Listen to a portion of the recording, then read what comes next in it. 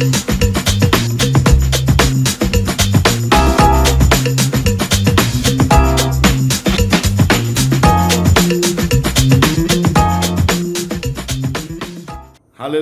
salam. Segala kemuliaan, hormat, syukur bagi Tuhan kita Yesus Kristus yang sungguh luar biasa, yang sangat dahsyat buat kita saudaraku. Dan terima kasih untuk kesetiaan anak-anak Tuhan yang mendengar program Devotion from Nation ini. Saya percaya Anda pasti diberkati, karena setiap hari kita diberkati oleh para hamba Tuhan melalui firman Tuhan yang menjadi kemenangan kekuatan kita sebagai anak-anak Tuhan. Terima kasih untuk kesempatan yang indah ini. Pada hari ini, di kesempatan yang indah ini, di pagi yang indah ini, saya ingin membawa kita satu perkongsian firman Tuhan, yaitu temanya mengenai mezbah doa. Dan sebelum itu, mari kita sama berdoa. Kiranya kuasa Roh Kudus bekerja di tengah kita. Firman ini bukan disampaikan dengan kekuatan kita, tetapi biar Roh Tuhan yang menyentuh setiap hati kita dan mengubah dan beri kita kekuatan. Mari kita berdoa. Terima kasih Bapa untuk kesempatan yang indah untuk kami menikmati firman-Mu di pagi ini. Biarlah Roh Kudus bekerja, memberikan kami hati yang haus, yang rindu akan firman dan kebenaran-Mu. Karena itulah kekuatan kemenangan kami. Bekerjalah Roh Kudus di dalam setiap pemberitaan firman Tuhan ini. Biarlah kuasa Tuhan yang bekerja, bukan kekuatan hamba-Mu. Biarlah Roh Tuhan yang menguasai hati jiwa roh kami, buat firman yang hidup di hati kami dan menjadikan kami seorang pemenang. Berkaryalah Roh Kudus di tengah kami, ubahlah kami, bentuklah kami untuk menikmati mukjizat dan kekuatan dari Engkau. Kuasa firman-Mu mengerjakan hal yang dahsyat dalam kehidupan di dalam Yesus Tuhan kami syukur dan berdoa. Amin. Amin. Terima kasih. Saudaraku, mengapa saya membawa tema ini mengenai mezbah doa? Saya bersyukur dengan Tuhan. Inilah hal yang Tuhan ungkapkan dalam kehidupan pelayanan saya sebagai hamba Tuhan. Lebih 10 tahun melayani dalam pelayanan doa. Banyak hal yang Tuhan ungkapkan. Betapa penting kehidupan doa kita. Betapa penting kehidupan hubungan kita dengan Tuhan. Betapa penting hidup kita yang menikmati kemenangan dalam Kristus Yesus Tuhan, yang melalui doa dan hubungan kita dengan Bapa di sorga. Saudaraku, secara ringkas saya ingin menyentuhkan apa artinya sebuah mezbah. Ya, mezbah itu sebenarnya adalah tempat di mana para imam membakarkan korban-korban kepada Tuhan. Ya, korban penghapus dosa, korban persembahan ucapan syukur mereka, korban keselamatan, di mana mereka persembahkan korban mereka merupakan binatang yang mereka bakar, ya, di mana setiap apa yang mereka buat itulah satu wangian ataupun bau yang menyenangkan hati Tuhan. Saudaraku, itulah artinya sebuah mezbah secara singkat untuk kita pada pagi ini. Dan yang lebih yang saya sentuhkan, betapa pentingnya kita membangun mezbah doa dalam setiap kehidupan kita. Karena doa itu adalah hubungan kita dengan Tuhan, kehidupan keintiman kita dengan Tuhan, dan untuk hidup sebagai anak Tuhan, ya, betapa akrab dekatnya kita dengan Bapa melalui doa kita. Saudaraku, mari kita melihat secara ringkas dalam perjanjian lama artinya sebuah mezbah. Ya, hal yang pertama yaitu saat Nuh, inilah mezbah yang pertama. Nuh membangunkan mezbah di mana Tuhan memberkati bumi. Ya, di Kejadian 8 ayat 1 mengatakan ketika Tuhan mencium persembahan yang harum itu, berfirmanlah Tuhan dalam hatinya, aku takkan mengutuk bumi ini lagi, karena manusia sekalipun yang ditimbulkan hatinya adalah jahat dari kecil, dan aku takkan membinasakan lagi segala yang hidup seperti yang telah kulakukan.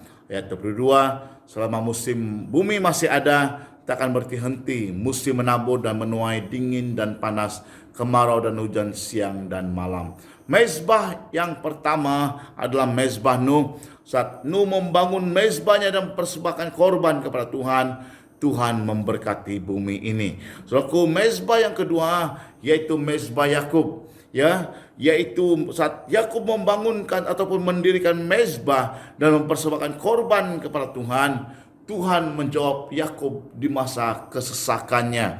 Di Kejadian 35 ayat 3 mengatakan, marilah kita bersiap dan pergi ke Betel. Aku akan membuat mezbah di situ bagi Allah yang telah menjawab aku pada masa kesesakanku dan yang telah menyertai aku di jalan yang kutempuh. Di ayat yang ketujuh, didirikannya lah mezbah di situ dan dinamainya tempat itu El Betel, Karena Allah telah menyatakan diri kepadanya di situ ketika ia lari daripada kakaknya. Saudaraku, itulah mezbah Yakub menyatakan betapa hebat besarnya Tuhan yang menyertai dia dalam kesesakannya, dalam pergumulannya, saudaraku, dan Tuhan memberikan dia kemenangan. Itulah mezbah Yakub.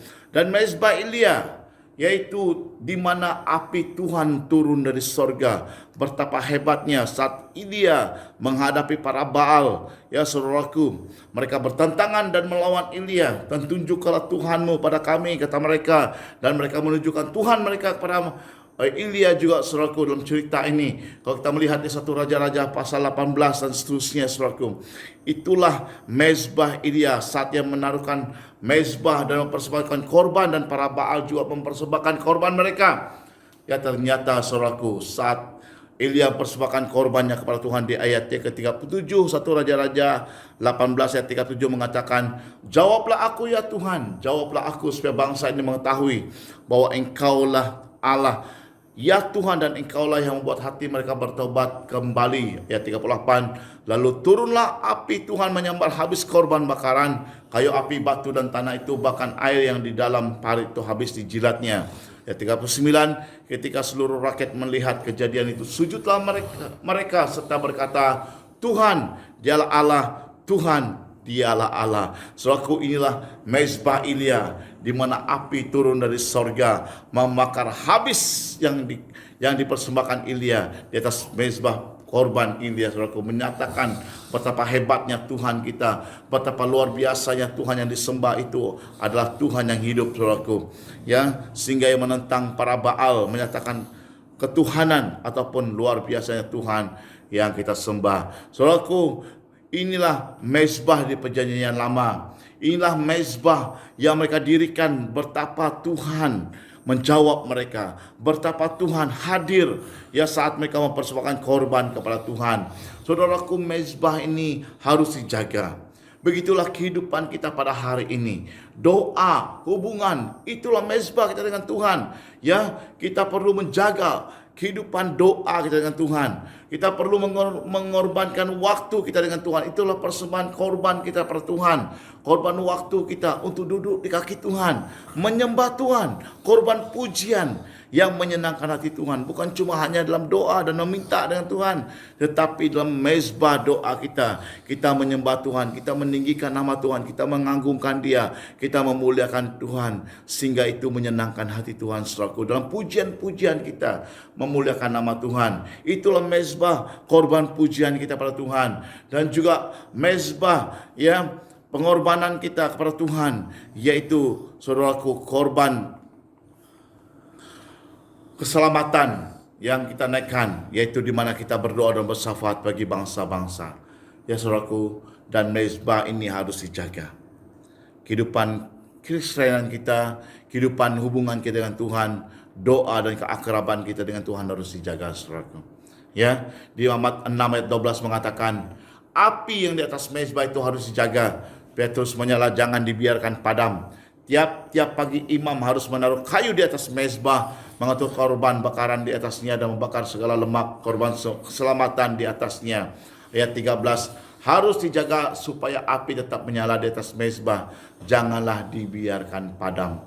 Saudaraku, inilah maksudnya. Kalau di perjanjian lama, mezbah itu harus dijaga, api itu tetap menyala. Begitu juga kehidupan kekristenan kita sebagai anak Tuhan pada hari ini. Api doa kita, hubungan kita dengan Tuhan tetap dijaga. Saudaraku, jangan hanya kita berdoa di saat kita dalam kesesakan, dalam kita ada masalah, barulah kita menangis dan mencari wajah Tuhan, barulah kita datang pada Tuhan dan mengadu kepada Tuhan. Saudaraku, jadikanlah satu kerinduan kita setiap hari, tabiat kehidupan kita untuk tetap bersama dengan Tuhan dan menjaga api doa kita tetap menyala setiap hari dalam kehidupan kita sebagai anak Tuhan. Saudaraku, bagaimana kita memulihkan keadaan doa kita? Bagaimana kita memulihkan keadaan mezbah doa kita?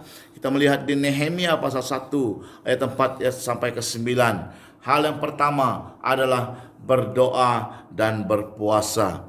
Nehemia 1 ayat 4 mengatakan, ketika aku dengar berita ini, duduklah aku menangis dan berkabung selama beberapa hari. Aku berpuasa dan berdoa ke hadirat Allah semesta langit. Inilah yang Nehemia buat saat dia melihat penderitaan umatnya yang dibuang dalam pembuangan.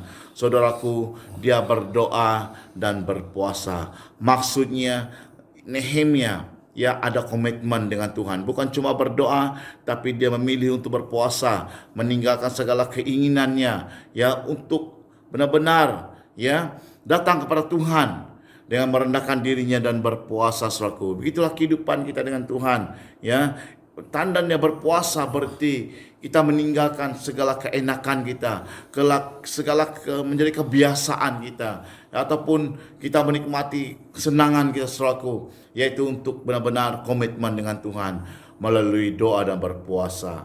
Yang kedua, doa siang dan malam. Ini sangat penting dalam kehidupan kita. Setelah Tuhan percayakan dalam pelayanan doa ini, untuk berdoa, membawa jemaat Tuhan dan berdoa siang dan malam. Banyak hal yang Tuhan ungkapkan, saudaraku.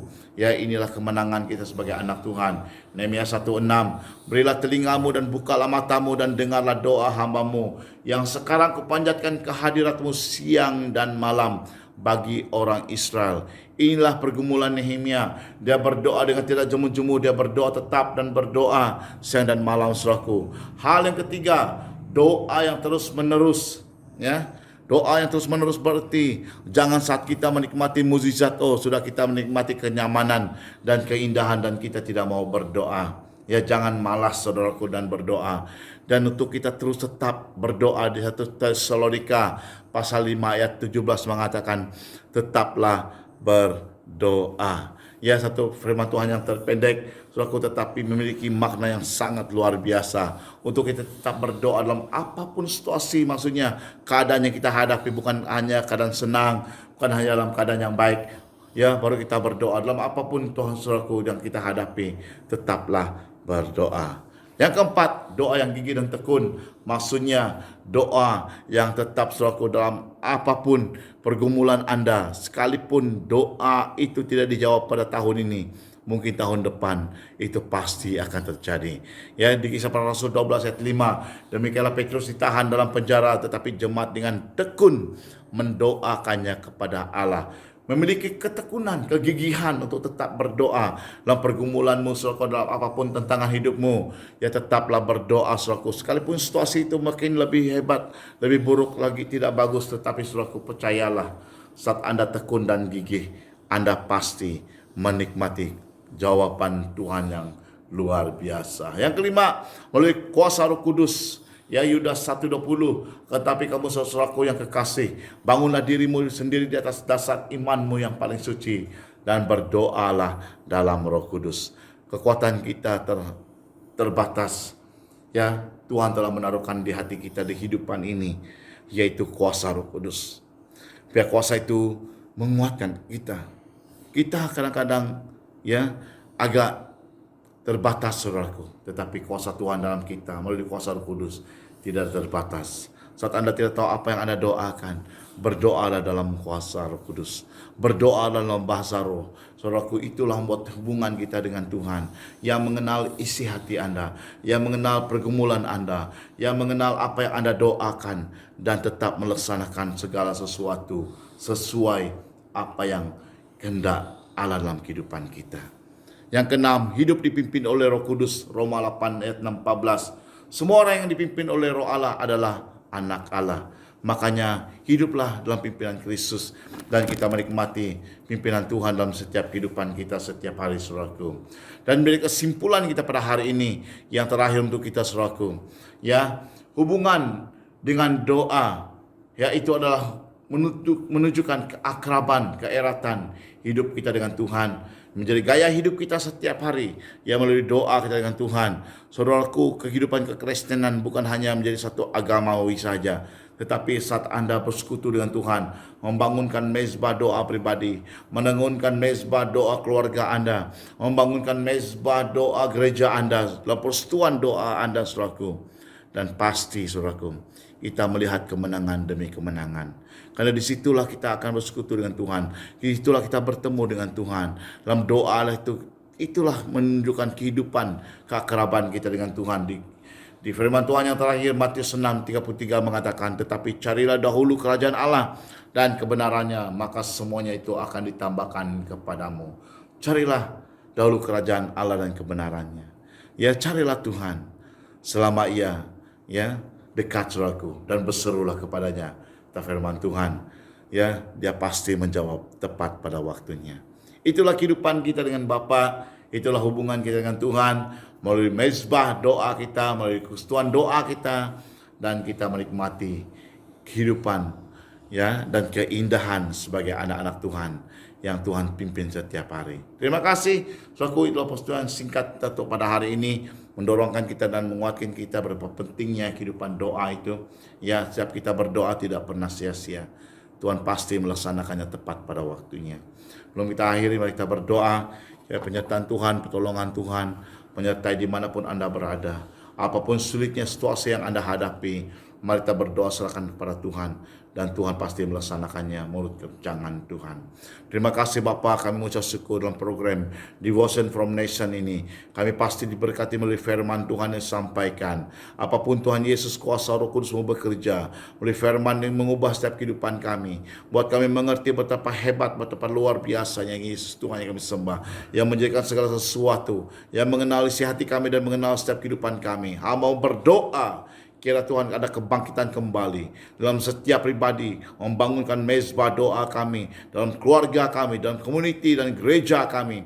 Ada satu kebangkitan yang baru Bapa, untuk kami tetap berdoa, dan kami tetap Tuhan sekutu Tuhan, datang menyembah dan mengorbankan waktu, dan datang bersama kepada Engkau dalam doa kami. Apapun sulitnya keadaannya kami hadapi, pertolongan-Mu tepat pada waktunya. Itulah keindahan kami sebagai anak Tuhan. Hubungan kami dengan Tuhan, hamba berdoa memberkati setiap bangsa, suku, kaum, dan bahasa, dimanapun setiap negeri dan negara berada sekarang ini. Apapun kesulitannya kami hadapi, Tuhan mengenal dan mengerti, dan pertolongan-Mu tepat pada waktunya. Terima kasih untuk kesempatan yang indah ini. Kami mengucap syukur dalam program ini, dalam nama Allah Bapa, Allah, Anak, Roh Kudus. Hamba berdoa, mengucap syukur dan percaya. Haleluya. Amin. Amin. Terima kasih untuk kesetiaan Anda. Terima kasih untuk firman pada hari ini. Tetaplah berdoa dan hiduplah bersama dengan Kristus, dan kita menikmati kemurahan Tuhan, kebaikan Tuhan setiap hari. Jumpa lagi. Terima kasih. Tuhan memberkati. Haleluya. Amin. Amin.